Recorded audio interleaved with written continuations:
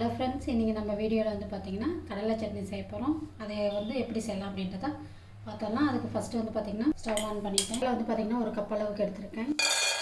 இந்த கடையில் நம்ம பார்த்திங்கன்னா நல்லா வறுத்துட்டு இந்த தோலெல்லாம் நம்ம வந்து ரிமூவ் பண்ணிக்க போகிறோம். ஏன்னா நல்லா வறுபட்டுருச்சு போதும். இப்போ ஸ்டவ் ஆஃப் பண்ணிவிட்டு இது வந்து ஒரு தட்டுக்கு மாற்றிக்கிறேன். இது ஆறின வாட்டி வந்து பார்த்திங்கன்னா நம்ம இது தோலெல்லாம் நம்ம வந்து நல்லா புடச்சி எடுத்துகிட்டு வந்துடுறேன்.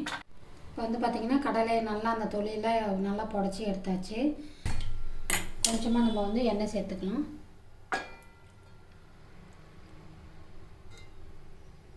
எண்ணெய் வந்து பார்த்திங்கன்னா சூடாயிருச்சு. இப்போ நான் வந்து சின்ன வெங்காயத்தை ஒரு கைப்பிடி அளவுக்கு எடுத்து வச்சுருக்கேன்.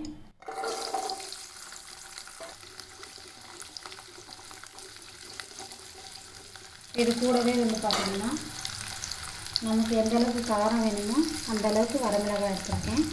உங்களுக்கு எந்த அளவுக்கு காரம் வேணுமோ அந்த அளவுக்கு நீங்கள் சேர்த்துக்கோங்க. கொஞ்சமாக கருவேப்பிலை,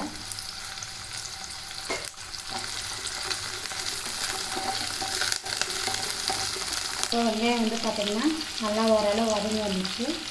இந்த டைமில் நான் 2 தக்காளி வந்து இந்த சைஸில் கட் பண்ணி வச்சுருக்கேன், சேர்த்துக்கலாம். கொஞ்சமாக தக்காளி வதங்கிறதுக்கு வந்து உப்பு சேர்த்துக்கணும், கல்லுப்பு. தக்காளியெல்லாம் நல்லா வதங்கி வரட்டும். தக்காளி நல்லா வதங்கி வந்துடுச்சு. இந்த அளவுக்கு இருந்தால் போதும். சட்னினால புளி சேர்த்தா தான் நல்லாயிருக்கும்.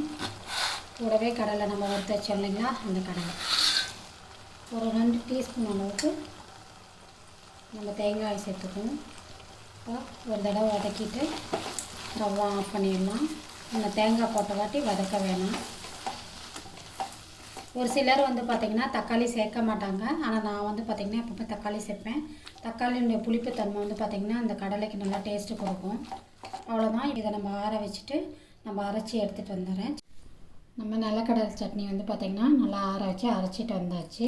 இந்த அளவுக்கு நம்ம வந்து ரொம்ப நைஸாக இல்லாமல் கொஞ்சம் அப்படியே குறகுறப்பாக இருக்கிற மாதிரி அரைச்சி எடுத்துக்கோங்க.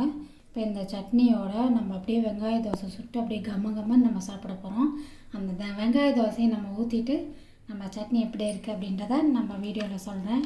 இந்த சட்னிக்கு நான் மிக்சர் ஜார் கழுவி கொஞ்சமாக தண்ணி சேர்த்துக்கிறேன். தாளிப்பும் சேர்த்துக்குவோம்.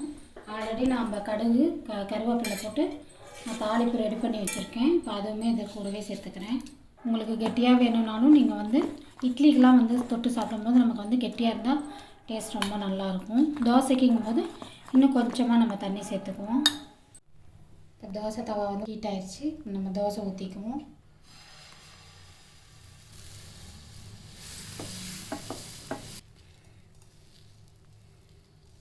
வெங்காயத்தை போட்டுக்குவோம் மலைச்சாரல் மாதிரி. வெங்காயம் போட்டாச்சு. அப்படியே எண்ணெய் ஊற்றிக்குவோம். தோசைனாலே எண்ணெய் வந்து கொஞ்சம் அதிகமாக இருந்தால் தான் நல்லாயிருக்கும். தோசை வந்து திருப்பறத்துக்கே வரல. ஏன்னா எங்கள் குழந்தைங்க நல்லா ப்ரெட்டு சுட்டு தோசைக்கல்ல ஒரு வழி பண்ணி வச்சுட்டாங்க. இப்போ தோசை ஊற்றவங்காட்டி தான் தெரியுது எனக்கு வரவே இல்லைன்னு. நல்லா அழுத்தி கொடுத்து எப்படியோ கஷ்டப்பட்டு தோசையை எடுத்துட்டேன். அப்படியே திருப்பி போட்டுக்கணும். தோசை வந்து சூப்பராக ரெடி ஆகிடுச்சு.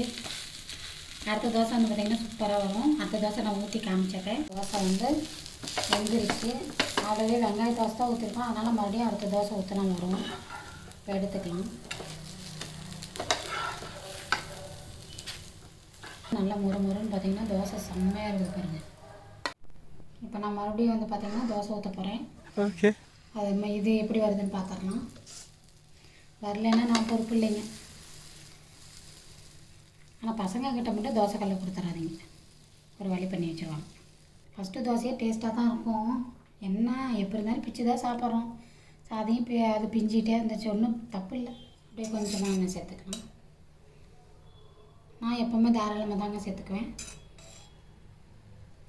எனக்கு தோசைக்கு நல்லா எண்ணெய் சுற்றி எண்ணெய் விட்டால் தான் நல்லாயிருக்கும், பிடிக்கும். அந்த வெங்காயத்தை நல்லா ஃப்ரெஷ் பண்ணிக்கோங்க. ஏன்னா ஃபஸ்ட்டு தோசைக்கே கொஞ்சம் உதிர்ந்துருச்சு.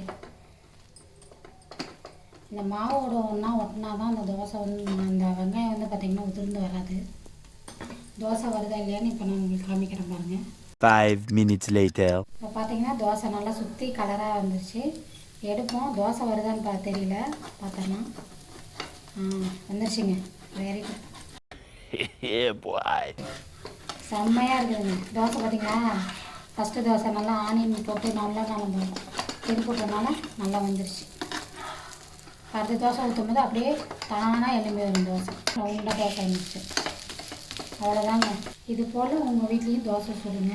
வரல அப்படின்னா ஆனியன் தோசை போட்டு மறுபடியும் சுடுங்க, கண்டிப்பாக வரும். அப்படியே இப்படி மடித்து அப்படியே ஒரு தட்டில் வச்சுருவோம். அப்படியே பார்த்திங்களா செம்மையாக இருக்குது தோசை. இது போல் உங்கள் வீட்லேயும் கண்டிப்பாக தோசை சட்னி செஞ்சு சாப்பிட்டுட்டு எனக்கு கண்டிப்பாக நீங்கள் கமெண்ட் பண்ணுறீங்க. கமெண்ட் பண்ணியே ஆகணும். இப்போ நான் தோசையை வந்து சாப்பிட்டு பார்த்துட்டு உங்களுக்கு சொல்கிறேன் டேஸ்ட் எப்படி இருக்குன்னு. பாருங்கள், அப்படியே ஹோட்டலில் இருக்கிற மாதிரி தோசை. அப்படியே இந்த சட்னியோடு அப்படியே நினச்சி சாப்பிடும் போது சூப்பராக இருக்குங்க. இதே போல் நீங்களும் ட்ரை பண்ணி பார்த்துட்டு கமெண்ட் பண்ணுங்க. கண்டிப்பாக கமெண்ட் பண்ணுங்கள். தேங்க்யூ.